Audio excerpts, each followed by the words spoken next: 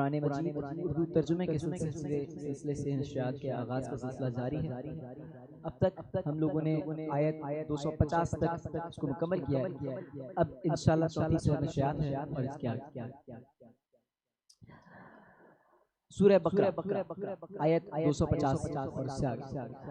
اور جب وہ لوگ جالوت اور اس کے لشکر کے مقابل آئے تو خدا سے دعا کی کہ اے پروردگار ہم پر صبر کے دہانے کھول دے اور ہمیں لڑائی میں ثابت قدم رکھ اور لشکر کفار پر فتح یاب کر۔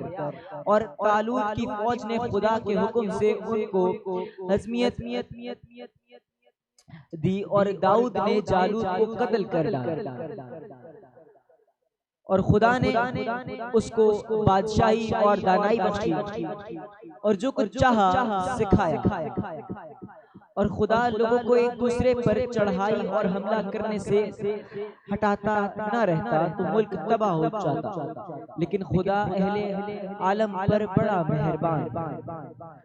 یہ خدا کی آیتیں ہیں جو ہم تم کو سچائی کے ساتھ پڑھ کر سناتے ہیں، اور اے محمد صلی اللہ علیہ وآلہ وسلم تم بلا شبہ پیغمبروں میں سے ہو۔ یہ پیغمبر جو ہم وقتاً فوقتاً بھیجتے رہے ہیں ان میں سے ہم نے بعض کو بعض پر فضیلت دی ہے، بعض ایسے ہیں جن سے خدا نے گفتگو فرمائی اور بعض کے دوسرے امور میں مرتبے بلند کیے۔ اور عیسیٰ بن مریم کو ہم نے کھلی ہوئی نشانیاں عطا کی اور روح الاقدس سے ان کو مدد دی، اور اگر خدا چاہتا تو ان سے پچھلے لوگ اپنے پاس کھلی نشانیاں آنے کے بعد آپس میں نہ لڑتے، لیکن انہوں نے اختلاف کیا تو ان میں سے بعض تو ایمان لے آئے اور بعض کافر ہی رہے۔ اور اگر خدا چاہتا تو یہ لوگ باہم جنگ و قتال نہ کرتے، لیکن خدا جو چاہتا ہے کرتا ہے۔ اور اے ایمان والوں جو مال ہم نے تم کو دیا ہے اس میں سے اس دن کے آنے سے پہلے خرچ کر لو جس میں سے نہ اعمال کا سودا ہو اور نہ دوستی اور سفارش ہو سکے، اور کفر کرنے والے لوگ ظالم ہیں۔ خدا وہ معبود برحق ہے کہ اس کے سوا کوئی عبادت کے لائق نہیں، زندہ ہمیشہ رہنے والا، اسے نہ اونگ آتی ہے اور نہ نیند، جو کچھ آسمانوں میں ہے اور جو کچھ زمین میں ہے سب اسی کا ہے۔ اور کون ہے جو اس کی اجازت کے بغیر اس سے کسی کی سفارش کر سکے؟ جو کچھ لوگوں اور روبرو ہو رہا ہے اور جو کچھ ان کے پیچھے ہو چکا ہے اسے سب معلوم ہے، اور وہ اس کی معلومات میں سے کسی چیز پر دسترس حاصل نہیں کر سکتے۔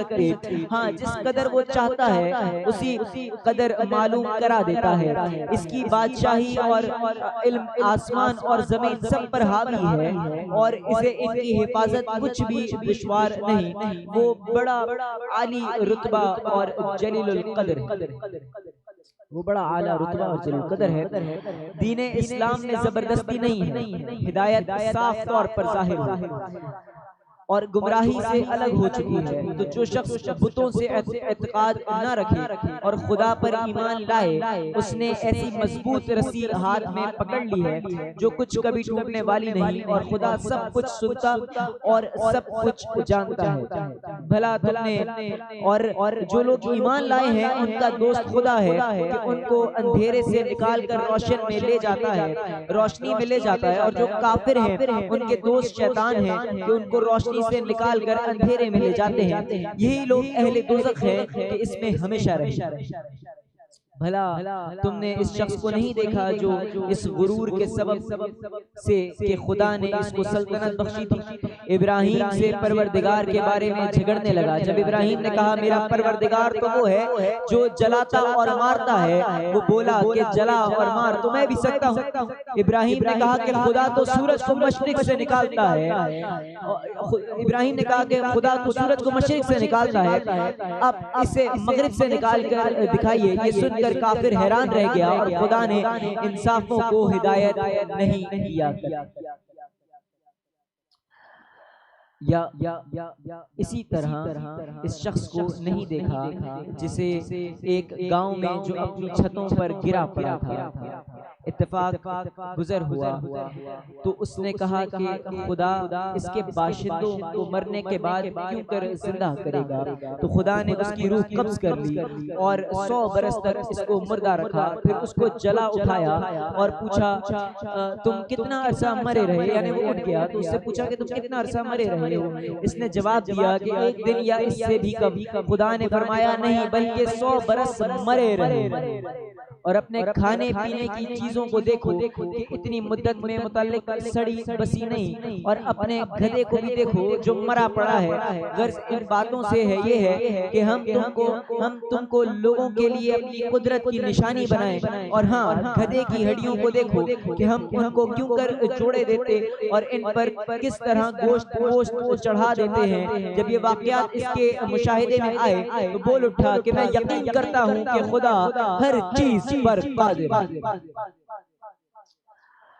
اور جب ابراہیم نے خدا سے کہا کہ اے پروردگار مجھے دکھا کہ تو مردوں کو کیوں کر زندہ کرے گا، کہ تو مردوں کو کیوں کر زندہ کرے گا، خدا نے فرمایا کیا تم نے اس بات کو باور نہیں کیا؟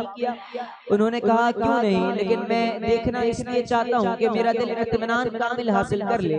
خدا نے فرمایا کہ 4 جانور پکڑو اگر اپنے پاس منگا لو اور ٹکڑے کرا دو، پھر ان کا ایک ٹکڑا ہر ایک پہاڑ پہ رکھ دو اور پھر ان کو بلاؤ تو وہ تمہارے پاس دوڑتے چلے آئیں گے۔ اور جان رکھو کہ خدا غالب اور صاحب حکمت ہے۔ جو لوگ اپنا مال خدا کی راہ میں خرچ کرتے ہیں ان کے مال کی مثال اس دانے کی سی ہے جس سے 7 بالیں لگیں اور ہر ایک بال میں 100 دانے ہوں، اور خدا جس کے مال کو چاہتا ہے زیادہ کرتا ہے۔ وہ بڑی کشائش والا اور سب کچھ جاننے والا۔